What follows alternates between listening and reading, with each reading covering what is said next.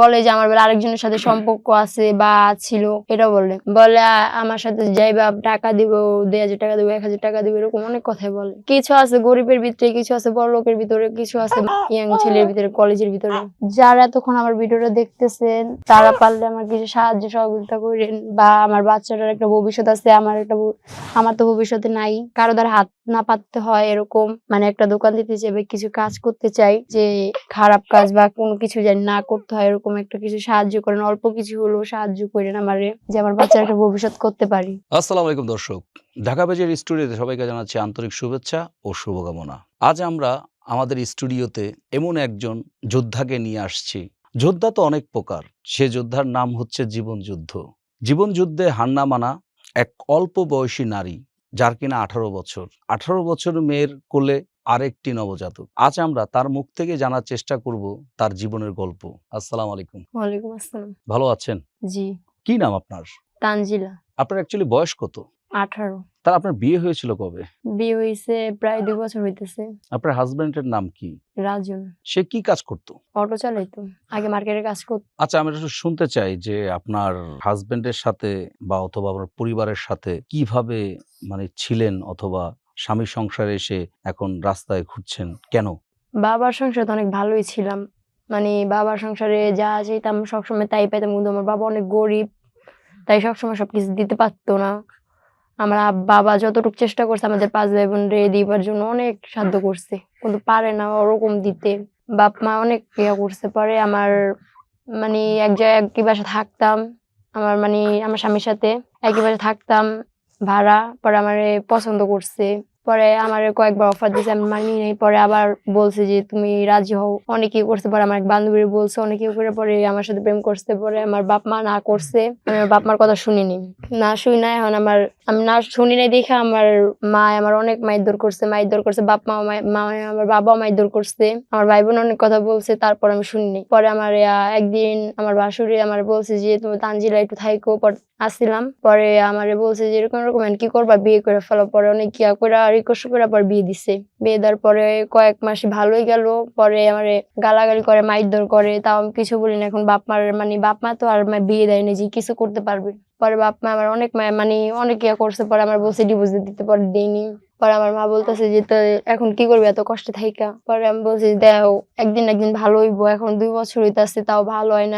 আমার বাচ্চা পেটে আসার আগে যে মারধর করছে, একবার আমি দেশে চলে গেছি, দেশে থেকে অনেক ইয়া করে আনাইছে, পরে আসছি। পরে আমার বাবু যেটা পেটে আসছে ওইটা আমার কিছুই দেয় নাই, একটা ডাক্তার খরচ বা একটা আলতা বা একটা কিছু করে, কিছুই করে না। আর উল্টা মারধর করছে, বাবা নেশা পানি খায় আর নেশা পানি কইরা আমার অনেক মারধর করছে। তারপর আমি কিছু বলি নাই, আমার সন্তান পেটে এখন কিছু বলতে গেলে যে বাইরে আছে আমার লাইগা যে আমার বাচ্চার কিছু হয়ে আছে, তাই আমি কিছু বলিনি। তারপর অনেক ইয়া করছে, বুঝেছি, তারপর বুঝে না। পরে আমার বাবু হয়েছে, ওর পরে বাবু হওয়ার ডেলিভারির টাকাও দিতে পারেন নাই। পরে অনেক কষ্ট করে আমার শাশুড়ি দিচ্ছে। ওইখান থেকে আবার আমার শাশুড়ি অনেক কথা বলে, মাঝে মাঝে অনেক খারাপ খারাপ ব্যবহার করে, থাকি না। পরে আমার মেয়ে যেটা 11 দিন, ওইটা আমার মার বাসায় চলে আইসি, চলে এসে ওখানে থাকি। ওখানে যে মারধর করছে, আমার মা কাজে আসিয়া পড়লে পরে মারধর করে। পরে এখন কয়েকদিন হয়েছে যে আমার সাথে আমার এখান থেকে চলে গেছে।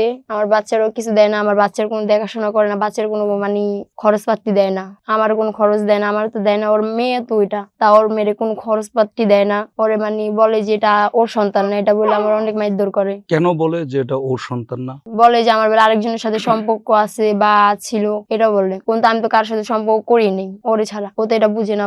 তারপরে বলতেছে যে এটা আমার সন্তান না, এটা বলে পরে চলে গেছে। ওর বই নেই, মারা অনেক খারাপ খারাপ ব্যবহার করে। এখন খোঁজ খবর নেয় না সহজে আমার সন্তানের, বা আমারও নেয় না। আচ্ছা, তোমার শাশুড়ি থাকে কোথায়? তোমার শাশুড়ি বা শ্বশুর কোথায় থাকে? কামরাঙ্গীরচর। তুমি তো থাকো কামরাঙ্গীরচরে নাকি? জি। আচ্ছা, কামরাঙ্গীরচর থেকে যে তুমি এখানে আসো, কোথায় জানি আসো? জিয়া উদ্যান। যখন বাচ্চা হয়েছে তখন পর্যন্ত তোমার হাজবেন্ড তোমার খোঁজ খবর নেয় নাই? এমনি আইসা কয়েকদিন বাচ্চা দেখে গেছে, এখন দেখেন। টাকা পয়সা দিছিল তখন? না, কোন টাকা পয়সা দেয় না। তোমার হাজবেন্ড কি ধরনের নেশা করে? গাঁজা খায়, বাবা খায়, এভাবে যা নেশা পানি আছে সবই খায়, কমার বেশ। এখন বেশি বাবা খায়, বাবার গাঁজা। বাবার টাকা তো অনেক। জি, এটা কি কাজ করে তাহলে সে? মিশু চালায়। ১,০০০-১,২০০ টাকার উপরে বেতন পায়, কোনদিন ২,০০০-৩,০০০ পায়। এই টাকা কি ধরেই নেশা করে? জি। তোমার এই যে সংগ্রাম জীবন চলতেছে এখন, যে বাচ্চা নিয়ে যখন মানুষের কাছে হাত পাতো, তখন মানুষ তোমাকে কে কি বলে? অনেক কথা বলে, বলে যে বাচ্চা ভাড়া করে নিয়ে আসি, এটা বইলা মানে বলে যে বাচ্চা ভাড়া করে নিয়ে এসে কোন টাকা চাই বা ইয়া করি। নিজেরও শুনতে খারাপ লাগে। কিন্তু আমি তো বাচ্চা ভাড়া করে আনি না, সবার বলি যে এটা আমার মেয়ে, কিন্তু কেউ বিশ্বাস যায় না। আর এটা বিশ্বাস যায় না আর কথা, কারণ এত ছোট বয়স একটা মেয়ে, এটা সবাই বলবে। আচ্ছা, তুমি যে রাস্তায় যে হাঁটো বাচ্চাকে নিয়ে, তখন তোমাকে কেউ খারাপ ধরনের প্রস্তাব দিছে এই পর্যন্ত?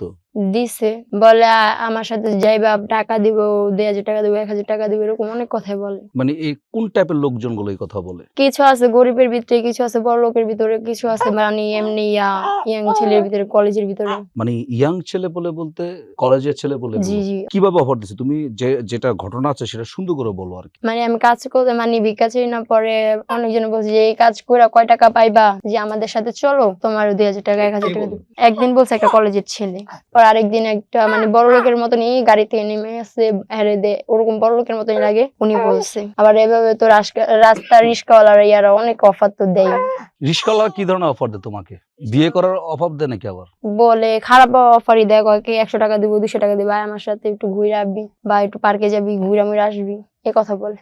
মানে বাচ্চা কোলে থাকা সত্ত্বেও বলে? জি। তোমার শ্বশুর শাশুড়ি কি তোমার খোঁজ খবর নেয় নাই? না, শ্বশুর নাই, শাশুড়ি আছে। তা তোমার শাশুড়ি খোঁজ খবর নেয় না? না, তোমার শাশুড়ি কি করে? আমার শাশুড়ি আগে পান সিগারেট বেচতো, এখন বাসা বাড়িতে কাজ করে। তোমার যে আব্বা মা আছে বেঁচে আছে না, তারা খোঁজ খবর নেয় না তোমার? মানে আমার বাবা তো হানি রোগের অপারেশনের ৬০,০০০ টাকা লাগবে বলছে ডাক্তারে। আমার বাবার এমনি অনেক মানে কিডনির তো সমস্যা দিছে, অনেকে অসুস্থ, এটার জন্য মানে আমার বাপ মার কাছে কই না, এই সাহায্য চাইয়া আমার মারে পারলে কিছু টাকা দিই, আমি কিছু টাকা রাখি বাচ্চার খরচ পানির জন্য, একসাথে থাকি। তোমাকে বললাম ঠিক আছে, তোমাকে আমি 2 লাখ টাকা দিব, তুমি বাচ্চাকে দিয়ে দাও। না, দেব না। কেন দিবা না? দেব না এর কারণে যে অনেক কষ্ট কইরা মানে এত বড় করতেছি, বা এই ৪-৫ মাস হয়ে গেছে, তারপর একটা মায়া লাগা যায় না। আরে কিসের মায়া? তোমার জামাই তোমার হালাত হয়ে গেছে, তোমার বাচ্চাকে হালাত হয়ে গেছে, তুমি আমাকে 2 লাখ টাকার বিনিময়ে, 2 লাখ টাকা জানো কত টাকা? থাকুক যত টাকাই হোক, দিব না। কেন এত মায়া কেন বাচ্চার প্রতি তোমার? দিতে পারবো না, কারণ অনেক কষ্ট করছি ওর জন্য, এই পর্যন্ত অনেক কষ্ট করতেছে, অনেক কথাই বলছে আমার স্বামী, তারপরও তো আমি ওরা ফালাইতেছি না, বা অনেকজনে বলছে দিয়া দিতে দিইনি। এরকম একজনে বলছে ওনার বাচ্চা হয় না, উনি ৪ লাখ টাকাও দেবে। বলছে যে আমার কোনো বাচ্চা হয় না, একটা ডাক্তার বেডে আসছিল আমার বোনের চেক আপ করতে, পরে বলছে কোনো বাচ্চা হয় না, তাহলে তোমার বাচ্চাটা দিয়ে দাও, ৪-৫ লাখ টাকা দিবে। আমি বলছি না। মানে এই অবস্থা যে 4-5 লাখ টাকা দিবে, তারপরও তুমি নিচ্ছ না, মানে সেটা কেন? ওর প্রতি মায়া জিমা গেছে। বাচ্চাকে তুমি আমাকে দিয়ে দাও, যে বাচ্চা তো আমাকে দেখে খুব শান্ত হইলো, দেখো কুলে আসছে, কত সুন্দর শান্ত হয়ে আছে, কত বাবার আদর চাচ্ছে, দেখছো? তুমি তো দেখতেছো যে বাবার আদর চাচ্ছে, ওর বাবা যখন তোমার কাছে আসবে তখন তুমি মেনে নিবা? ভালো হইলে মাইনা নিবা, যে ভালো না হয় তাহলে মাইনা নিতে পারবো না। মানে ভালো হলে কি? নেশা পানি ছাড়লে ভালো হলো, আর রিস্কা মিস্কা চালাইলে যে থাকে তাহলে। নেশাখোররা কি ভালো হয় তোমার জানা মতে?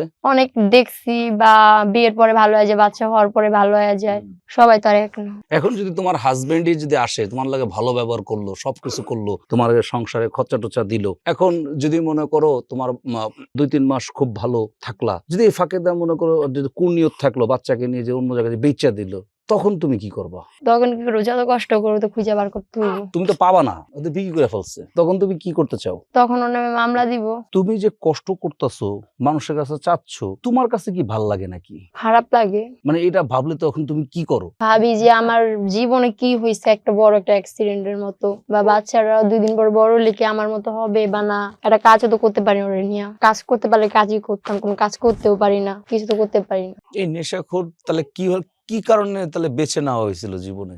বিয়ের আগে তো এরকম ছিল না, আগে কাজ কাম করতো, কোনো নেশা পানি করতো না, খাওয়ার ভিতরে সিগারেট খাইতো, এরকম দেখছিলাম, তাই বিয়ে করছি যে একদিন না একদিন সিগারেটও ছেড়ে দেবে। আচ্ছা, কেন গায়ে হাত দিত? হাত দিত, নেশার টাকা চাইতো, পাইতো না আমার থেকে, বা আমি যদি বলতাম যে নেশা পানি করেন না, ছাইড়া দেন, এটা বললেও আমার মানে মারধর করতো। এই জন্য নেশা পানি না ছাড়তে না করলেও মারধর করে, অনেকে করে, অত্যাচার করে। মানে অত্যাচারটা কেমন ধরনের ছিল? এই ধরেন ইটা দিয়ে মাথা ফাটায় ফেলায়, বা বডি নিয়ে আসে কোপ দিতে, ঘরে কোনো লোহা আমার জিনিস থাকলে মাইর দেয়। এত কষ্ট সহ্য করে তারপরে স্বামীর সাথে থাকা হয়েছিল নাকি? জি, 2 বছর আসছিলাম, এখন আর সহ্য করতে পারতেছি না, এদিকে থাকতেছি না। এখন এই যে কামরাঙ্গীচর থেকে যে পর্যন্ত আসা হয়, কিভাবে আসা হয়? রিস্কা দিয়া। প্রতিদিন এইভাবে আসা হইতেছে। দৈনিক 200 টাকা গাড়ি ভাড়া লাগে, কামাই তো 400-500 টাকা। বাচ্চা কি খায় এখন? দুধ খাওয়াই, একটা দুধ কতদিন যায়? একটা দুধ ধরেন 7-8 দিন যায়, এর বেশি তো যায় না। একটু পর্বত খাওয়া দাওয়া করি। এই বাচ্চার ভবিষ্যতের জন্য কি ধরনের প্ল্যান আছে?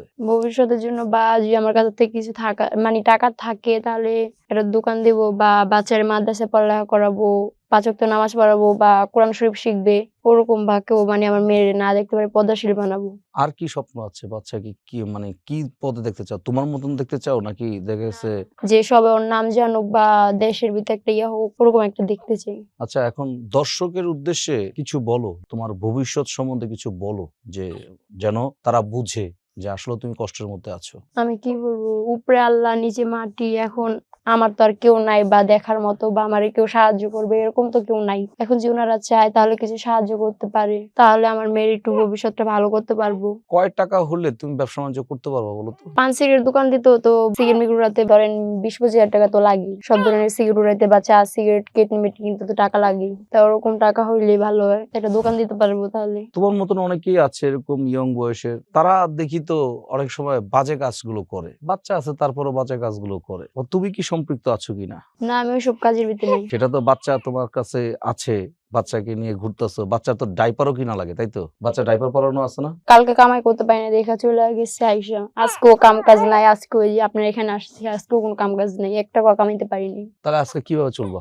যাই তো বাইরটা এটা তো দেখি, যদি পাই তাহলে গাড়িতে যেতে পারবো, খাওয়া দাওয়ার জন্য কিছু কিনতে পারবো, আর যদি না পাই তাহলে তো করতে পারবো না।